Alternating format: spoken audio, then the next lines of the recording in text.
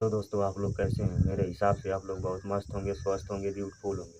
आप लोग की दुआ से मैं भी बहुत मस्त हूँ। विशाल राजा रिएक्शन में आप सभी का स्वागत है। आप लोग इसी तरह मेरे वीडियो को देखते रहिए, फुल वॉच करिए। आज फिर से एक रिएक्ट करने वाला हूँ जो कि जादुई आम गाँव का होने वाला है। बहुत मज़ेदार वीडियो होने वाली है। वीडियो में एंड तक बन रही है, वीडियो को फुल वॉच करिए, वीडियो को एंड तक देखिए, बहुत मज़ा आने वाली है। चलिए हम चलते हैं, अपनी रिएक्ट करते हैं। वर्षीय बेटी पार्वती के साथ तपती दोपहर में जमींदार के आम के खेत से वापस आ रहा था। पिताजी, मेरा बहुत दिनों से आमरस खाने का बहुत मन कर रहा है। अरे पार्वती, यहाँ तो रोटी के लाले पड़े हुए हैं और तेरा आमरस खाने का मन कर रहा है। पिताजी, आखिर हम इतने गरीब क्यों हैं? ईश्वर की मर्जी है पार्वती, और हमें ईश्वर की मर्जी का सम्मान करना चाहिए। ये बोलकर सीधे सुखिया अपनी झोपड़ी में प्रवेश कर गया। झोपड़ी के अंदर प्रवेश करते ही उसकी पत्नी बिंदु झल्लाते हुए सुखिया की ओर देखकर बोली, बस अपनी बेटी को यही बातें सिखाते रहना। अरे सीधे सीधे ये क्यों नहीं कह देते अपनी बेटी से कि ईश्वर से प्रार्थना कर कि हमारी गरीबी दूर हो जाए, हमें भी पेट भर के भोजन नसीब हो। बस करो बिंदु, बच्चों के सामने इस तरह की बातें नहीं करते, इससे उनके मन में ईश्वर की आस्था कम होती है। मुझे बहुत तेज भूख लगी है, जल्दी से खाना लेकर आओ। बोल तो ऐसे रहे हैं जैसे कि घर में दाल चावल घी आटा सब्जियां भरवा कर गए हो। अरे आज भी खाने में सूखी रोटी प्याज और एक मिर्च ही मिलेगी। बिंदु, खाने में जो भी मिले हमें उसका सम्मान करना चाहिए। ना जाने कितने लोग तो ऐसे हैं जिनके पास ये भी खाने को नहीं है। सुखिया की बात सुनकर बिंदु क्रोधित होकर चली गई। रात के समय पार्वती अपनी माँ से बोली, माँ, मैं दूसरे बच्चों को आमरस खाते हुए देखती हूँ तो मेरा भी बड़ा मन करता है। हाय रे मेरी बेटी, मैं कितनी अभागन हूँ कि मैं तुझे आमरस खरीद कर नहीं दिला सकती। लेकिन तू चिंता मत कर, मैं तुझे कल आमरस दिलवा कर ही मानूंगी।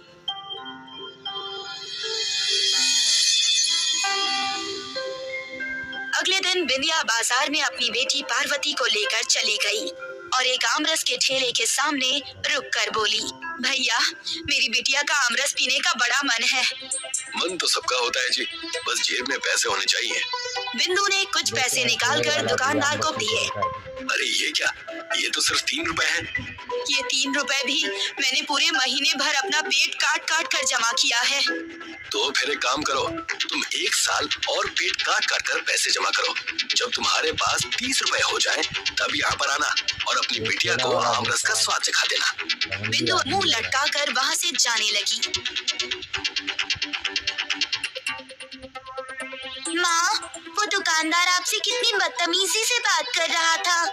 हम गरीबों की किस्मत में यही लिखा होता है पार्वती, लेकिन तू चिंता मत कर, आज तो मैं तुझे आमरस दिलवा कर ही मानूंगी।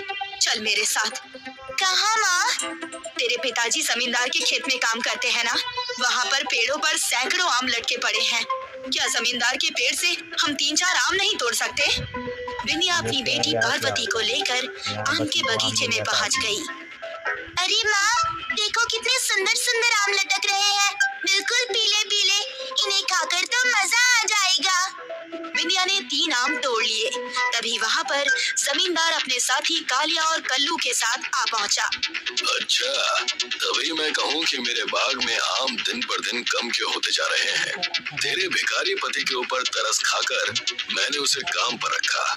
क्या मैंने इसीलिए उसे काम पर रखा था कि उसकी पत्नी और बेटी यहाँ पर चोरी करें? ऐसा मत कीजिए जमींदार साहब, मेरी बेटी का आमरस पीने का बड़ा मन था। पैसे नहीं थे तो सोचा कि आपके खेत से 2-3 आम तोड़कर अपनी बेटी को खिला दूं, आखिर बच्ची ही तो है। इस तरह से तो गांव में सैकड़ों भिखारी बच्चे टहल रहे हैं, तो फिर जमींदार को तो अपने सारे आम उन भिखारियों में बांट देने चाहिए, नहीं? तभी जमींदार ने वहाँ पर बिंदु के पति सुखिया को बुला लिया और सारी घटना सुखिया को बताते हुए बोला, अब तुम बताओ सुखिया, तुम्हारी पत्नी और बेटी के साथ क्या किया जाए? तुम जानते हो कि जो मेरे बाग से आम तोड़ता है मैं उसका क्या हाल करता हूँ। मेरी पत्नी चोर नहीं है जमींदार साहब, बस वो अपनी बेटी का मन रखने के लिए यहाँ तक चली आई। देखते क्या हो जमींदार साहब, इन तीनों को मार मार कर धक्के देकर बाहर निकाल दो। जमींदार बुरी तरह से पार्वती, सुखिया और बिंदु को अपने खेत से बाहर निकाल दिया। वो तीनों रोते हुए अपनी झोपड़ी की ओर चले गए। मगर अगले दिन जमींदार कल्लू और कालिया उनके घर पर आ धमके। जमींदार साहब, कल आपने मुझे, मेरी पत्नी और मेरी बच्ची को जानवरों की तरह पीटा। अब यहाँ क्या लेने आए हैं? सुखिया, तेरी पत्नी और बेटी मेरे बाग से पता नहीं कब से चोरी कर रहे होंगे और इस चोरी में तू भी शामिल होगा। तूने मेरा बहुत नुकसान किया है। बस कीजिए जमींदार साहब, हम पर ऐसा आरोप मत लगाइए। नुकसान की पूर्ति करने के लिए मुझे तुम्हारी ये झोपड़ी चाहिए। तुम तीनों ये गांव छोड़कर अभी चले जाओ। जमींदार कल्लू और कालिया ने बिंदु, सुखिया और पार्वती को उनकी ही झोपड़ी से बाहर निकाल दिया। वो तीनों रोते हुए गांव के जंगल के बीच में चले गए। आप तो ईश्वर पर आस्था रखते हैं ना? अब क्या हुआ? मैंने अपनी बेटी का मन रखने के लिए 3 आम क्या तोड़ लिए, उसके बदले में उस जमींदार ने हमें इतनी बड़ी सजा दे दी। बिंदु ने ये बात बोली ही थी कि तभी उन तीनों के कानों में एक बूढ़ी औरत की आवाज टकराई। ईश्वर से निराश नहीं होते बेटी। मुझे ये बताओ, तुम तीनों इस भयंकर गर्मी में इस जंगल में क्या कर रहे हो? बिंदु उस बूढ़ी औरत को अपने साथ हुई सारी घटना बताते हुए बोली। हमारा सिर्फ इतना ही दोष है अम्मा जी। अचानक उस बूढ़ी औरत ने अपने थैले से एक बड़ा सा आम निकालकर तीनों के सामने रख दिया। इतना बड़ा आम देखकर पार्वती खुश होते हुए बोली, ये तो बहुत बड़ा आम है। मैंने इतना बड़ा आम अपने जीवन में कभी नहीं देखा। ये कोई मामूली आम नहीं है बिटिया, ये खास तौर से तुम्हारे लिए ही बनाया हुआ आम है। पार्वती मासूमियत से बोली, मैं कुछ समझी नहीं। सब समझ आ जाएगा मेरे जाने के बाद। तुम्हें मैंने जो आम दिया है उसके अंदर आम रस के साथ साथ आम के कई गांव समाये हुए हैं। आखिर कौन है आप? मेरे जाने के बाद इस आम को काटना। कुछ दिनों बाद मैं तुम्हें स्वयं बता दूंगी कि मैं कौन हूँ। इतना बोलकर वो बूढ़ी औरत चली गई। मुझे तो बहुत भूख लगी है माँ, जल्दी से मुझे ये आम काट कर खिला दो ना।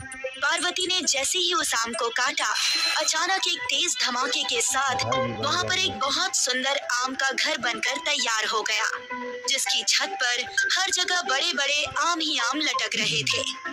अरे माँ, वो बूढ़ी औरत सही बोल रही थी, ये तो जादुई आम का घर है। बिटिया, सिर्फ आम का घर ही नहीं बल्कि ये तो आम रस का भंडार है। ईश्वर ने हम पर कृपा की है। उस दिन के बाद वो तीनों उसी घर में रहने लगे। अगले दिन बिंदु ने छत पर लटक रहे आम को जैसे ही तोड़ा कि तभी एक धमाके के साथ वहाँ पर आम का दूसरा घर बन गया। बिंदु अपने पति से बोली, ये तो बहुत ही चमत्कारी आम दिखते हैं। तुम सही कह रही हो बिंदु, हम जिस आम को तोड़ रहे हैं वो आम के घर में परिवर्तित हो जा रहा है, पर उस घर में भी सैकड़ों आम लटके हुए हैं। यहाँ तक कि घर के अंदर बिस्तर, कपड़े, तरह तरह के भोजन सब आम रस के ही बने हुए हैं। मेरे दिमाग में एक विचार आया है, क्यों ना आम रस का ठेला लगाकर गांव में मुफ्त में बांटे और जिन लोगों को जमींदार ने उनके घरों से निकाल दिया है उन्हें यहाँ लेकर आ जाइए।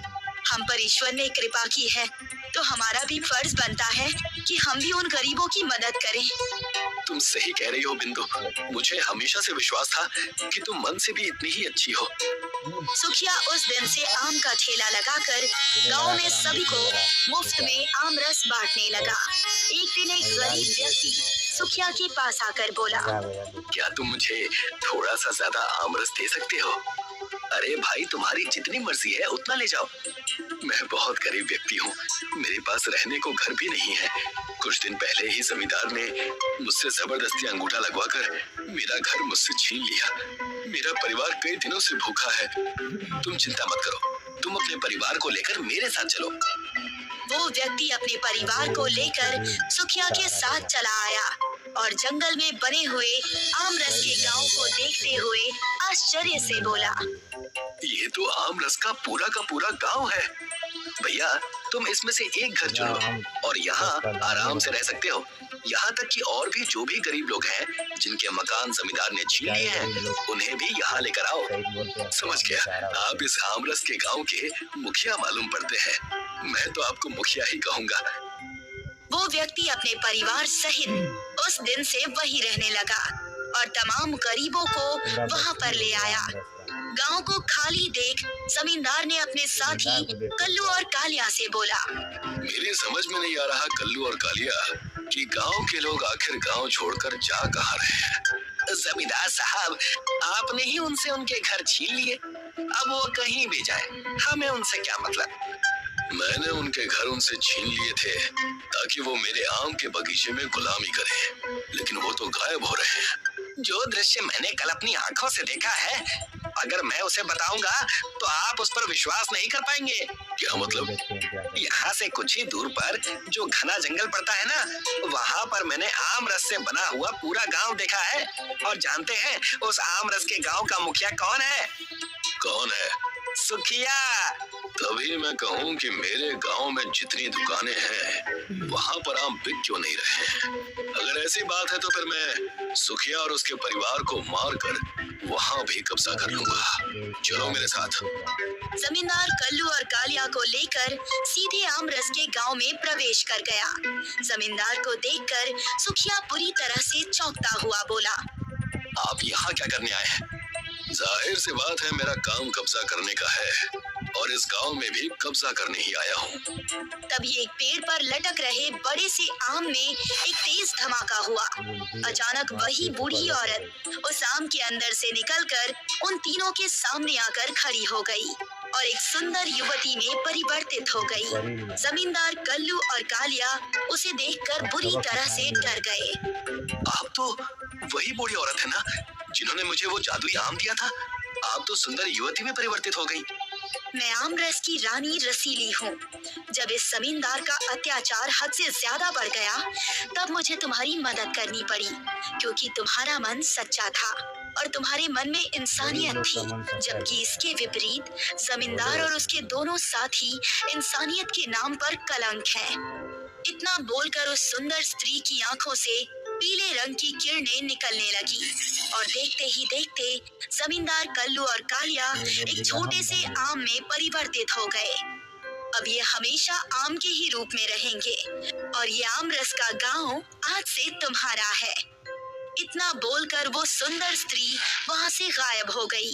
सुखिया आज भी आम रस के गांव का मुखिया है। सुनो एक कबाड़ी। तो दोस्तों, अगर आप लोग को ये वीडियो पसंद आई तो कमेंट बॉक्स में ज़रूर बताना और वीडियो को लाइक करना ना भूलना। चैनल को भी सब्सक्राइब करके बेल आइकन ऑन कर लेना। मिलते हैं आपसे अगली वीडियो में, तब तक के लिए जय हिंद, जय भारत।